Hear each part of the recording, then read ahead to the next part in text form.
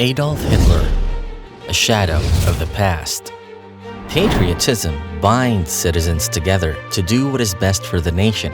So long as national borders exist, the us versus them narrative will always appear. Thus, nations will always strive to be the best among the rest. Yet things can only go so far.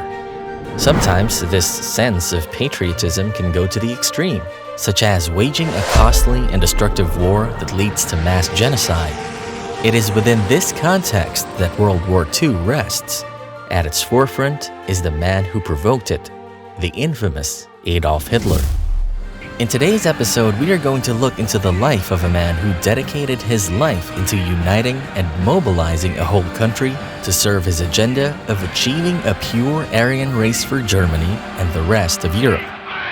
One has to question how a man can harbor such hate towards a particular race to the point of advocating for an extreme form of anti-Semitism, leading to the death of millions of Jews and the horrors of the Holocaust, even successfully mobilizing a whole nation to support such ideology. The answers may lie in his early years as a boy who grew up in Linz, Austria. During his teenage years, Adolf dropped out of high school. His father set out on him, following his footsteps as a civil servant, much to his father's disappointment. Adolf instead wanted to gain recognition in the field of arts, which he was quite passionate about. His eccentric passion for art, as Joachim Fest described it in his biography of Adolf, was a way to express his notion of the ideal and his yearning to gain a higher status in society. After dropping out of school, Adolf soon left Linz for Vienna in pursuit of his passion for the arts. It was there that his goal of changing the world started to take form. This seemed to have been rooted in the helplessness he felt with his father, as well as in school, wherein he was alone and isolated from his peers. His two failed attempts in entering the Academy of Fine Arts seemed to be a contributing factor as well. The succeeding years further shaped Adolf as a visionary who translated all his woes, resentments, and disappointments into dreams of an ideal German state. Adolf served during the First World War and garnered the Iron Cross First Class in recognition of his bravery. He was twice wounded during his service and was only recovering when he heard the news of the end of the war, with Germany on the losing side. Adolf seems to have pointed the blame towards the perceived traitors from home. He was not alone in this sentiment, as the massive Germans also thought that the Jews and the Marxists were to blame. In 1918, he joined the German Workers' Party. It did not take long for him to rise in the ranks since Adolf was a skilled orator, and he had the charisma that everyone would soon fall in love with. Soon, the German Workers' Party was renamed National Socialist German Workers' Party, or what is widely known as the Nazi Party. In 1921, Adolf was already leading the party. He took advantage of the growing mass discontent with the Weimar Republic, the governing body of Germany at the time.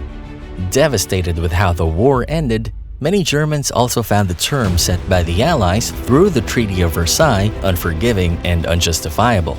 In response, Adolf led a revolution and was arrested for 9 months on grounds of treason. During these 9 months, Adolf wrote Mein Kampf, also known as My Struggle, which laid out his views on nationalism and anti-Semitism. With the intense Nazi propaganda machine that turned Adolf into a godlike leader, over 12 million copies were printed and sold. The Nazis adopted a Darwinist view of the world, wherein humanity is essentially a struggle of races. They darted the focus towards the Jews, who they believed were bound to strive for dominance and eventually extinguish the Aryan race. This is why Adolf dreamed of a nation wherein the folk, or the German people, are united under a supreme leader, a Führer. This nation is comprised only of a pure Aryan race, the winner of the struggle for dominion. In the quest of attaining such, Adolf justified the need to occupy the inferior Slavic people of Austria, Czechoslovakia, Poland, and Russia. He continued to express his ideas through writing even after he finished his prison sentence. There was a time when support for the Nazi Party waned when the economy somehow recovered. During these years, Adolf took time to reshape the party. When the Great Depression once again threatened the hold of the Weimar Republic, Adolf took this chance to gain more power by building up further support from German conservatives. In 1933, Adolf successfully secured and consolidated his power over Germany, with the Nazi Party as the uncontested party within Germany. Upon securing his power, he started laying out his plans for his ideal nation. The political and civil rights of the Jews were taken away. He signed laws that prohibited the marriage of Jews to those of German blood, and their citizenship was taken. Widespread propaganda within Germany spread out, which led to the burning of books and the reformation of the educational system. Adolf began to militarize the country in pursuit of his plans, despite the fact that this will go against the Treaty of Versailles. Additionally, Germany withdrew from the League of Nations, annexed Austria, and allied with Italy and Japan, formally forming the Axis powers. With the flurry of activities that Adolf has taken, the rest of Europe started to take notice. However, no one wanted to interfere, given that the rest of the European nations were too busy rebuilding their countries from the recent World War. Adolf became even bolder, and in 1939, the invasion of Poland began. This was the final blow before France and Britain officially declared the Second World War against Germany. In the same year, in pursuit of his goal of creating a superior Aryan race, Adolf started to explore programs that eliminated those who had mental illnesses or disabilities from its nation. Around 70,000 perished under this euthanasia program through mass killing by the use of gas chambers. In 1940, the Nazis have already captured thousands of Jews from all over the conquered lands in Europe, including Polish ghettos. In 1941, they transported these prisoners to the concentration camps in Auschwitz, where the mass killing took place through the use of gas chambers. Over 2 million people were killed in these operations.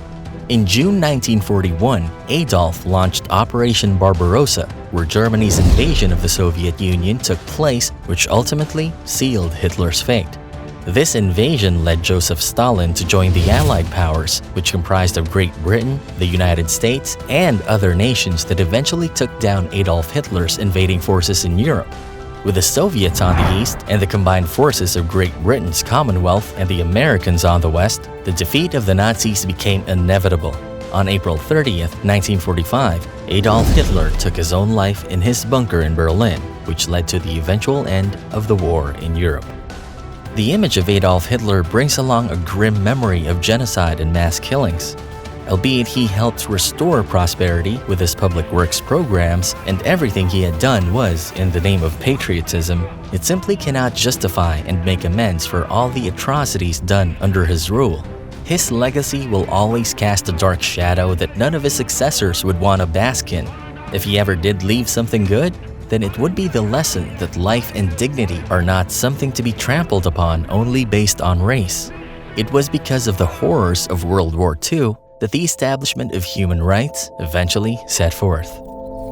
Thank you for listening. In case you didn't know, hitting the like button helps the channel quite a bit. Don't forget to subscribe so that you can join me again next time as we look into the life of other historical figures that shaped the world as we know it.